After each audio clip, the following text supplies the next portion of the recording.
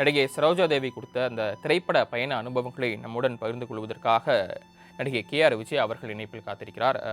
திருமதி KR விஜயா, உங்களுடைய காலகட்டத்தை சேர்ந்தவர் தான் நடிகை சரோஜா தேவி அவர்கள். அவரது திரைப்பயணங்கள் குறித்து உங்களுடைய நினைவுகளை மாலிமுச்சு தொலைக்காட்சி வாயிலாக இந்த தருணத்தில் பகிர்ந்துக்கலாம். என்னால தாங்கிக்கவே முடியல. இந்த நியூஸ் ரொம்ப சங்கடமா இருக்குது. நம்ம குடும்பத்திலே ஒருத்தர் போன மாதிரி இருக்குது. பெரிய ஷாக்கா இருக்குது. அவங்களுக்கு என்ன உடம்பு சரியில்லாம இருந்தாங்களா என்னன்னு தெரியல. என்ன முதல்ல ஆஸ்பத்திரிக்கு போயிருந்தாங்க, அப்படி சுகமும் இல்லாம இருந்தாங்க அப்படின்னு தெரிஞ்சிருந்தா நமக்கு பரவாயில்லை. இப்போ இந்த மாதிரி திடீர்னு கேட்டோடனே ஒரு மாதிரி என்னமோ எல்லாமே இழந்து போன மாதிரி இருக்குது. மனசுக்கு ரொம்ப சங்கடமா இருக்கு. அவங்களுடைய இடத்த நிரப்ப யாராலையும் முடியாது. எத்தனை வருஷமா நான் சின்ன பிள்ளையில இருந்தே அவங்க படத்தை பார்த்து வளர்ந்துருக்கேன். ரொம்ப நல்லா பழகக்கூடியவங்க. எங்க வீட்டுக்கு நிறைய தடவை வந்திருக்காங்க. நான் சென்னையில அவங்க வீட்டுக்கு போய் பார்த்துருக்கேன். ரொம்ப நல்லா அட்வைஸ் பண்ணுவாங்க, இப்படி இருக்கணும் இப்படி இருக்கணும்னு சொல்லுவாங்க. ரொம்ப தங்கமான குணம் அவங்களுக்கு.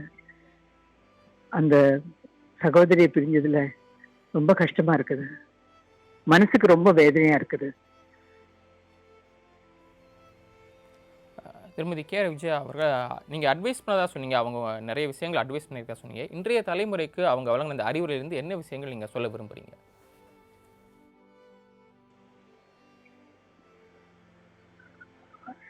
சாரி, எனக்கு புரியல.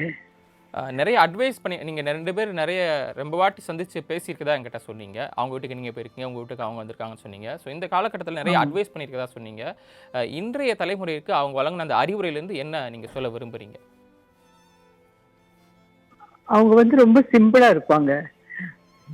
சினிமாவில் தான் நிறைய மேக்கப் போட்டு அப்படி இப்படிலாம் இருப்பாங்க. நேரில் ரொம்ப சகஜமா ரொம்ப ஒரு சொந்த சகோதரி மாதிரி பழகுவாங்க. அவங்க கூட ஷூட்டிங்ல இருந்தப்போ ஒரு தடவை என்ன சாப்பிட்டியா அப்படின்னு கேட்டாங்க. நான் சொன்னேன், இல்லை சாப்பிடல, இன்னைக்கு நீ என் கூட தான் சாப்பிடணும் அப்படின்னு உட்கார வச்சு அவங்களே சாப்பாடெல்லாம் போட்டு என்னை சாப்பிட வச்சாங்க. எனக்கு அதுக்கு மேல பேச முடியல. துக்கமே தொண்டை அடைச்சிட்டு இருக்கு. எங்களுக்கு புரியுது திருமதி KR விஜயா அவர்களே. இணைப்பில் வந்தமைக்கு ரொம்ப நன்றி. Okay, thank you.